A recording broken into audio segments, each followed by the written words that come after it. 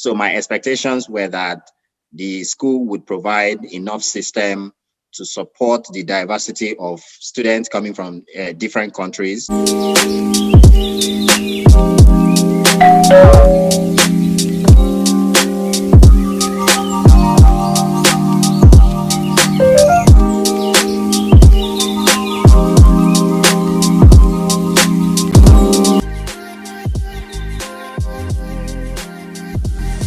First and foremost, I want to know, you're an international student, so which country do you come from?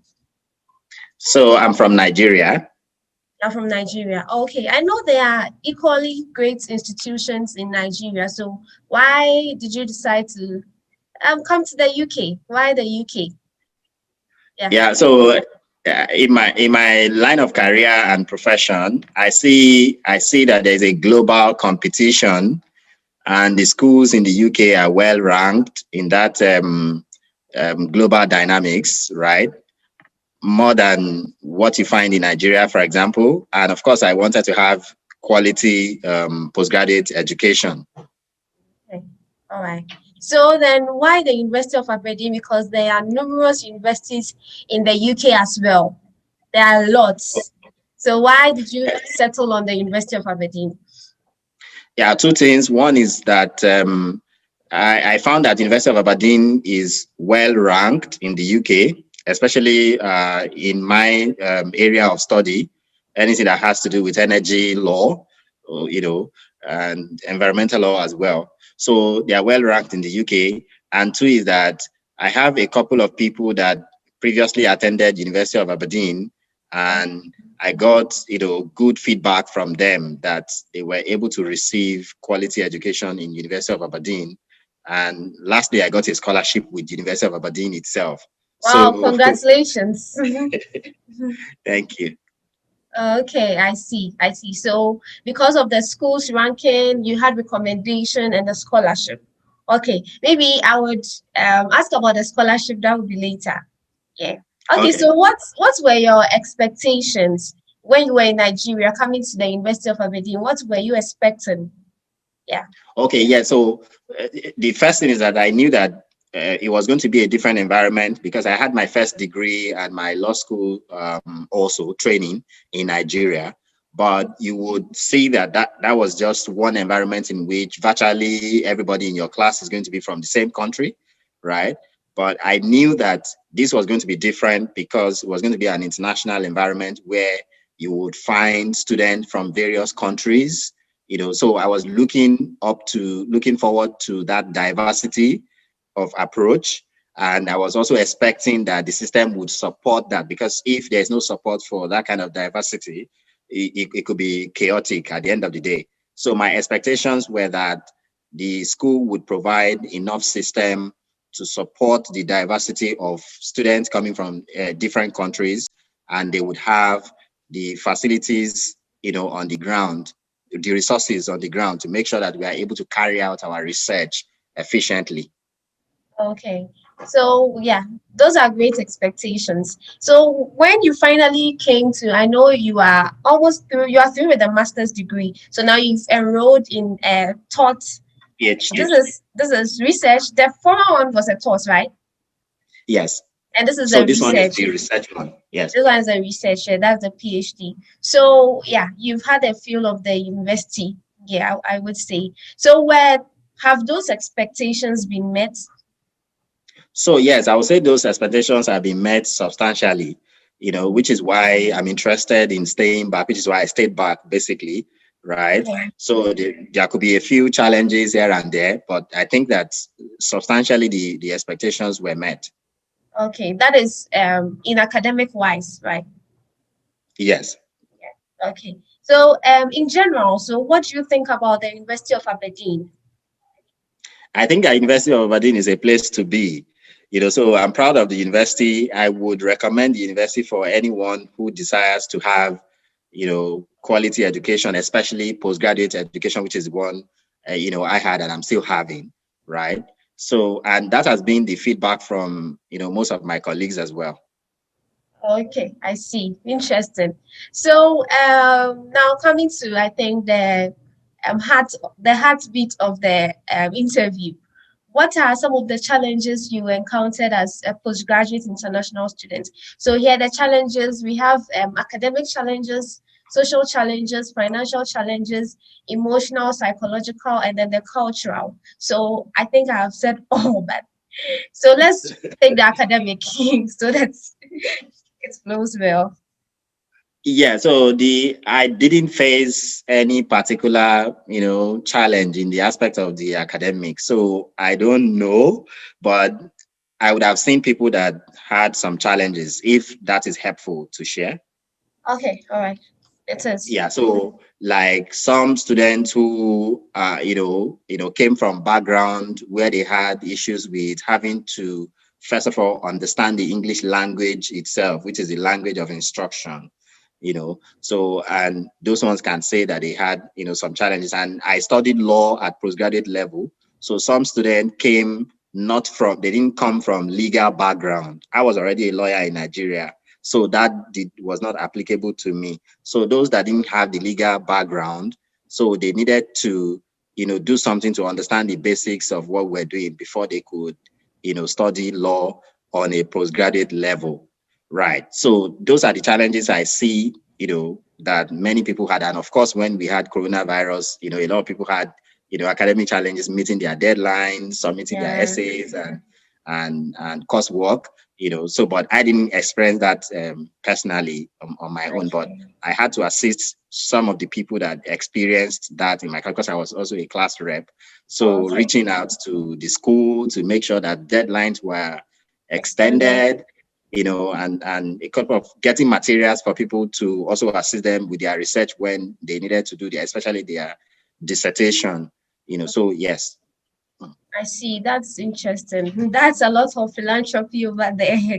No, So I see, because you had a relevant background in law, so everything went on smoothly for you, I would say. Yeah. So yes, for the academic part. Yeah, the So academic for the financial part, financial, yeah. so the challenge I faced, which I think was because I was particularly an international student, was fitting into the credit system here, right? So you find out that, especially when you want to buy, things that will cost you a lot of money, that you have to pay that money on a lump sum, right?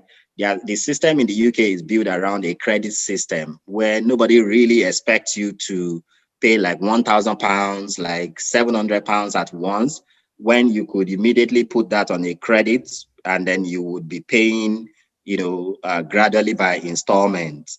But many of those things were not available to us as international students, because you then walk up to the sellers of those items. And I'm really talking about things that are basics like computer, right? In the course of my master's, for example, my computer crashed, my personal computer crashed, and I needed to buy, another one, a new computer. So I needed something close to like £800, right?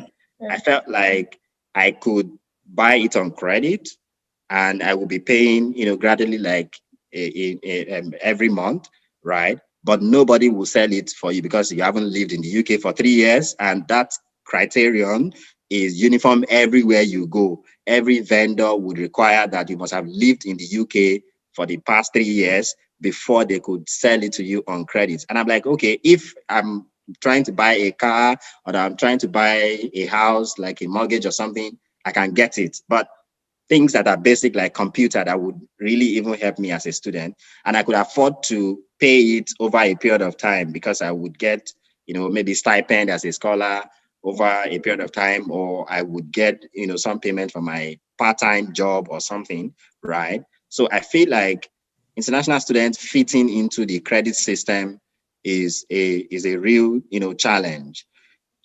Forget about the fact that some people might not have the credit record or they might not be credit worthy, but I wasn't even given a chance to be assessed whether I would be credit worthy, because as at that time I had lived in the UK for some months and I had, several direct debits on my account, which could prove that I am, quite credit worthy in my assessment, but I wasn't even assessed. So the moment I didn't live in the UK for 3 years, I was shut out, right? The Irony then came up when I asked them to then, pay. I wanted to then pay for the computer, and then my bank refused to make that payment until I made a call to the bank. And then they said, oh, the reason they refused was that they thought it was a suspicious transaction when somebody was trying to That's too pay much. like £800 at Yeah. once. So you Yeah. then find that even the bank was not expecting you to pay that much, Yeah. upfront immediately. So It's true. why then do I Yeah. have to pay just because I'm an international student or I haven't lived in the UK for the past 3 years? Yeah. So that's my experience that I think that is really a challenge fitting into the credit system, even for basic things like personal computer. Okay. And what about culture or lifestyle? Did you face any challenge with the culture of the people and yours? Any cultural shocks? Yeah. So for culture, I didn't face any challenge. I was a class rep, like I said. I had relationship with virtually everybody in my class. At least at the minimum, I would have your contact. At the Okay. minimum, I would have messaged you, once or twice. Okay. So, and that also provided me an opportunity to learn about different cultures, including the Scottish style of doing things. And no, I didn't have any particular challenge. Okay. And did anyone at any point in time discriminate against you because you are a foreigner? I don't want to No. use because you are black. No, maybe Okay. it's also difficult for anyone to discriminate against me. I don't know because I smile a lot and I Okay. don't take things. So I don't easily take things personally as well. So, but I Okay. didn't see any traces of anybody discriminating against me or so. What I found is evidence of people even smiling and then friendly. They are nice. They are ready to discuss your ideas and they are ready to criticize your idea positively if possible, because we had some classes as well where like seminars and people express their ideas and they criticize those ideas and try to bring up um um some form of agreeing to disagree or the others, Yeah. like that's just the point. But it didn't go personally to attack Mm, personalities. character. Yeah. Yeah. All right, I see. Then what about the environment? Did the environment pose any risk to your health or anything?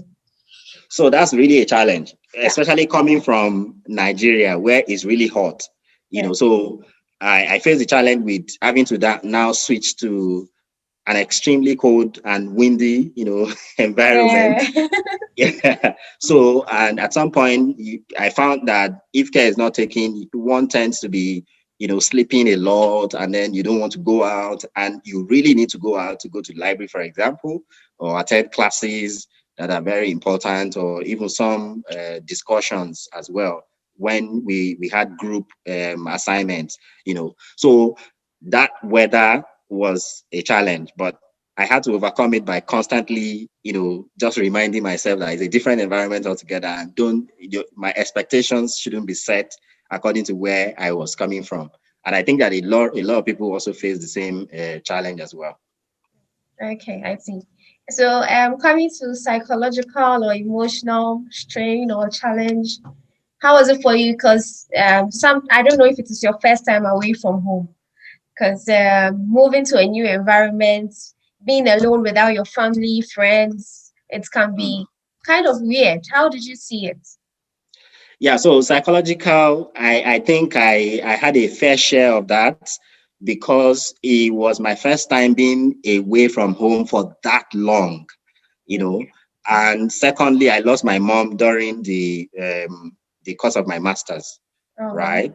So that was really painful, and I had to go home, and then I came back also as well, and it was really a challenge, a lot I'm sorry challenging for for your me. loss. Yeah. Thank you very much. So that's what I can see, that being away from home for that long, you know, and especially because I was very active in law practice in Nigeria. So sometimes I just wake up in the morning and I feel like I should find myself going to the courtroom, arguing cases the way I used to do. If it was to just spend like 1 month away and then come back, maybe it wouldn't have, been that it wouldn't have been the case that you will miss home so much like that and what you love to do at home as well. Yeah, I see. Okay, interesting. And what about the social aspects? Where here I'm talking about socialization. Were you able to socialize, or there was more of isolation?